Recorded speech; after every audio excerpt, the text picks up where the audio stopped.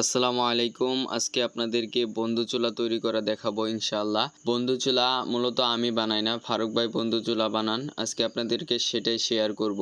বন্ধু চুলা বানানোর জন্য প্রথমে ফারুক ভাই ডালায় ফেলে ভালো করে মিক্সার করে পানি দিয়ে রেখে দিলেন। তারপর তিনি বুড়া বানিয়ে নিলেন তার কাজের জন্য।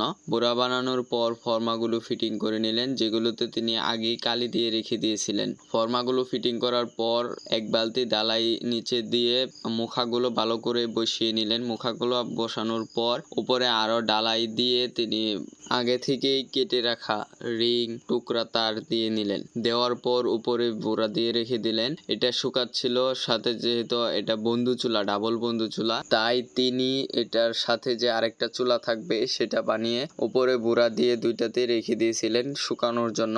পাশাপাশি তিনি এইগুলোর সাথে চেম্বারগুলো বানিয়ে রাখতেছিলেন।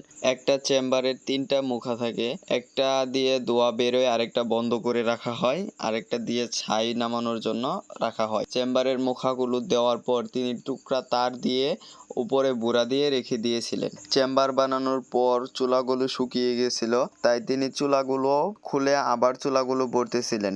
এইভাবে মূলত উল্টা পাল্টা করে তিনি সারাদিন বন্ধু চুলা বানান। তিনি সারাদিনে 10টা চুলা বানান।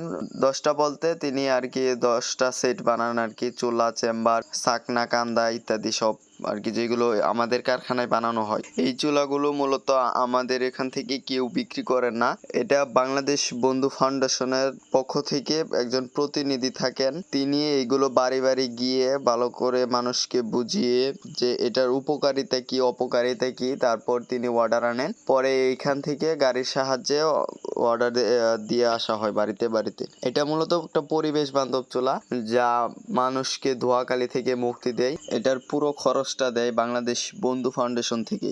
গ্রাহক যারা আছেন তারা শুধু যে ফিটিং করে আর গাড়ি ভাড়া, এই 2টা জিনিস দিয়ে থাকে।